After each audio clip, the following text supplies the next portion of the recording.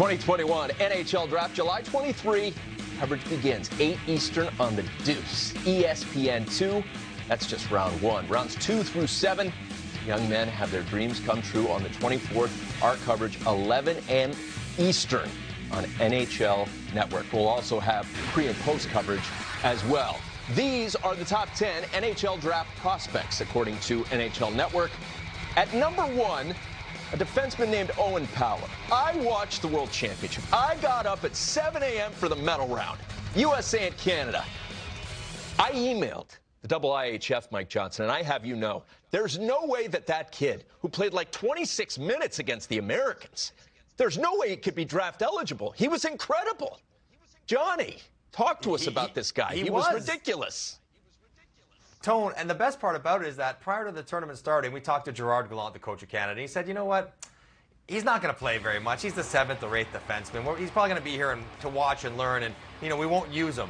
And as the tournament wore on, he was playing more and more and more against the men, against guys that he would compete with in the NHL, and we're seeing the value of big, rangy defensemen who can skate and chip in offensively. Now, he doesn't have a really heavy shot, but he's a great passer. He's got great poise. And when we watch Victor Hedman play, you see a big guy who can defend very well because of his skating. And that's what Owen Power is. That's how he plays. I'm not going to say he's going to be as good as Victor Hedman. That's awfully high comparable. But the body size, the frame, and the ability to skate is quite similar.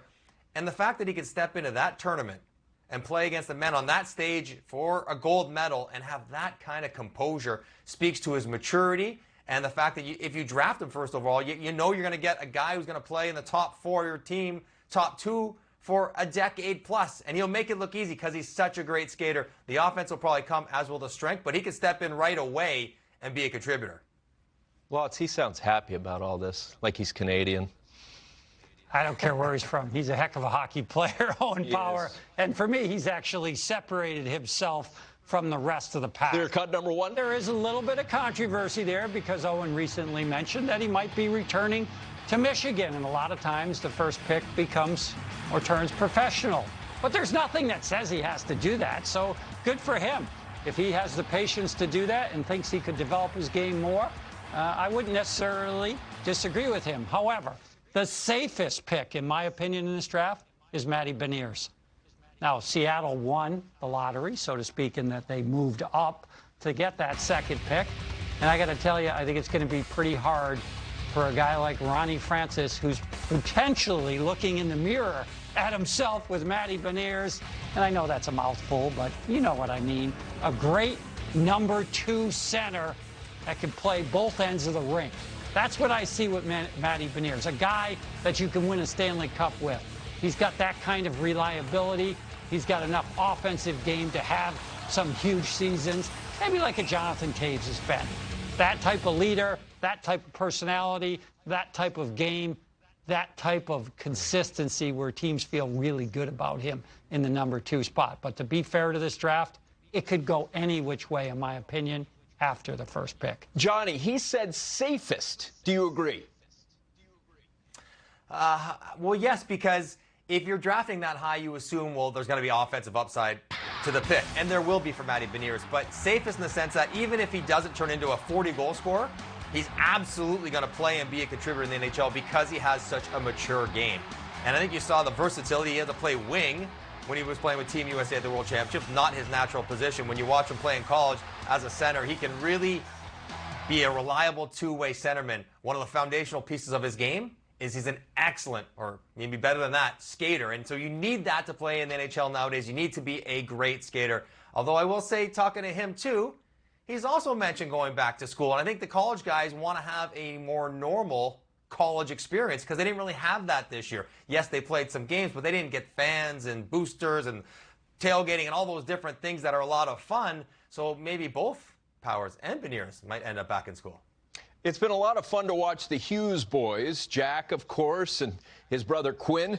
There is another Hughes coming down the pipeline. Luke, how about him and his game, Lots? Well, I'm pretty excited about Luke. And the one thing you have to understand about him right away is youngest high-rated player in this year's draft. What does that generally mean? there's a high ceiling. He's nowhere near where he's going to be when you compare him to maybe a guy like Owen Powers. And as such, he's a guy that's trending upwards. Originally, when I finished my list, I had him anywhere from 6th to 9th.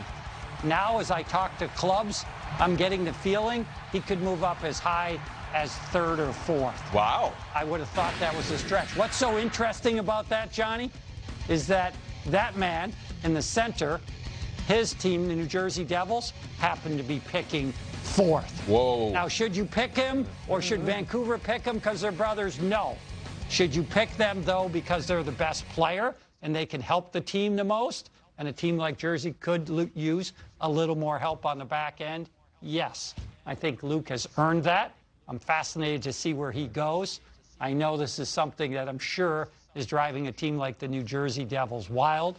The possibility to do it, the possibility to have the two brothers. That one, to me, Johnny, will be one of the most fascinating picks on day one of the draft. Johnny, sounds like he's rising on Lott's draft board. Where do you have him?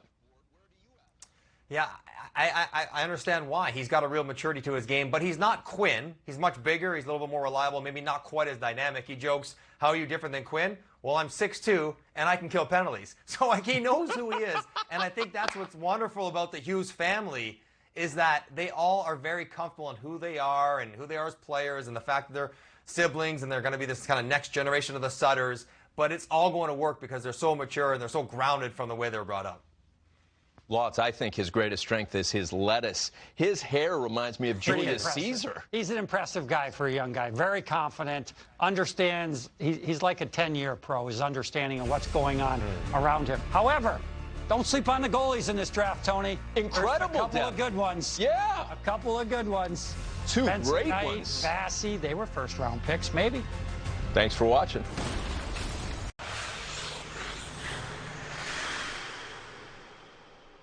I'll start with this, Sam. Can we expect any movement amongst the top 10 ranked players? I would think so. I think there's going to be a lot of variance in that top 10. I'm pretty confident about the names themselves, but where they might wind up might be a completely different story. So a couple of players that I would focus on there in particular. William Eklund is probably the most improved player, if not in all the draft class, for sure, of all the European players. I mean, this guy is just an amazing playmaker, a dynamic guy, a little bit slight of frame, but to be able to do what he did in the SHL this year, ranked 5th all-time in terms of first-year draft-eligible players. So that's in some pretty thick company there. Another guy I'd be looking at would be Mason McTavish, who played with the Peterborough Petes. He's a guy that went over and played in Switzerland where his dad played. And he had a massive rise to prominence. Yeah, we knew he could score goals with Peterborough, but what we didn't know was just how complete his game was. And he showed it off at the under-18s for Canada, winning a gold medal. He transitioned over to center, which is where he played most of his minor hockey. Did not play there really his first year in Peterborough, so he gave scouts maybe a little bit of a different look than what they anticipated. But the complete game for this guy was simply sensational. He is a bulldog.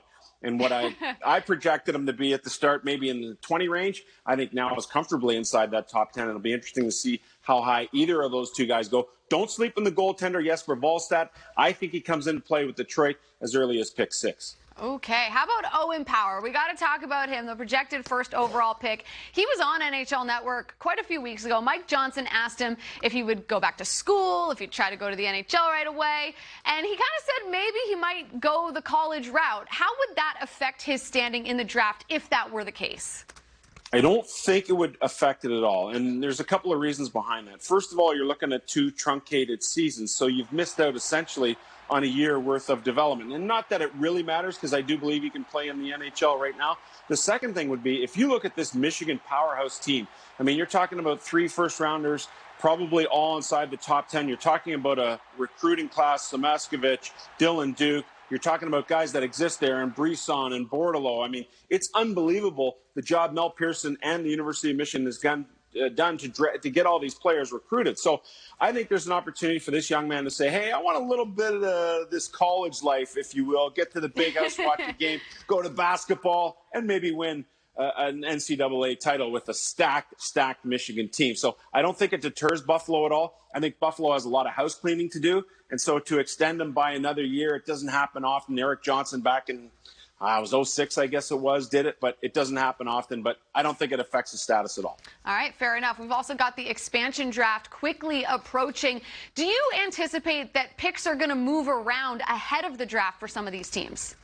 Oh, yeah. I don't think Ron Francis, Jackie, is going to be able to manipulate things the way George McPhee did with Vegas. But I do think that when you come into a situation where teams are cash-strapped and revenues are tight because of the pandemic, what you have in your arsenal, and the number one weapon you have in that arsenal, is cap space. And so, yeah, hey, we'll take a couple of big contracts, no problem. It's going to cost you. And it's going to cost you picks and a lot of picks and high picks. And so I think Ron Francis is going to be able to leverage his cap space. And I think when you look at what George McPhee did, yeah, he moved players around. Hey, don't draft this guy. Okay, I won't, but make sure that you give me a pick in return. So I think the ability for Ron Francis to really control the narrative here is going to be interesting. And when you consider all those teams that have multiple picks, starting with what you saw in the graphic there, Columbus, 3 of them, I think all of a sudden Seattle's probably looking at getting another pick inside the first round and maybe beyond into 2022, 2023. I got to tell you, I know a lot about the staff that they've put together, and I think that's a group that really needs a full year of being out to see players live and in person to really have a significant impact for Seattle. Well, the anticipation is building for this Seattle Kraken roster. We got Ken Danico in the house, Sammy. So you know there's going to be a Devils-related question, okay? This is just the facts. But the Devils are in a unique position. They've already got Jack Hughes on their roster. So is it possible that we see them acquire another Hughes in the draft? Yeah, Dano, I got the fingers taped together for you. I know you did in the playoffs. We're going to do it here in the broadcast. But listen, there's definitely that possibility. And I think when you talk about knowing the family, knowing what Jack brings to the table, you get pretty confident about what you're going to get in Luke Hughes. And, of course, he addresses a position that I think the Devils could use some help at. So it is a possibility. But let's not sleep on Brandt Clarke. His brother Graham recently signed with the New Jersey Devils. He's one of the top prospects in their organization. He has yet to play an NHL game, but I don't think it'll be too long before he gets there. So now you're looking at the opportunity for New Jersey to draft one of 2 brothers that potentially play with the Devils here sometime down the road. Luke Hughes, I think because he's one of the younger players in the draft, it might be a little while. But when it comes to Graham and Brandt Clarke, who knows? He went over and played well in the men's league in Slovakia. So I don't think he's quite ready for action in the NHL yet, but he's probably not too far off. All right, well, Sam, I'm going to throw one more quick one at you because the Cup final is now over. Cole Caulfield, a huge part of the run for the Montreal Canadiens. I know you've been watching him a lot longer than most people. Were you surprised at how easily he was able to just fit into that lineup? Yeah, it was pretty crazy, but I think going back that extra year probably helped him out in terms of his development. And he reminded me a lot of Alex DeBrincat, who I watched play a lot in Erie for 3 years, putting up over 50 goals in each of those years. So you have to have that strong lower half. You have to play with a little bite so that people don't take advantage of you. And then you have to be in a position to utilize your best skill, and that's scoring goals. He did it when he arrived in the AHL really quickly, and he did it right away in the NHL. So I wasn't entirely surprised, but I do think that extra year really helped out a lot. Yeah, when you have a nickname, Cole Caulfield, and you haven't even played a full season in the NHL, you know you're kind of a big deal, right? But the expansion draft around the corner, the NHL draft right after that, and Sam Cosentino will be with us for all of our coverage. Thank you, friend.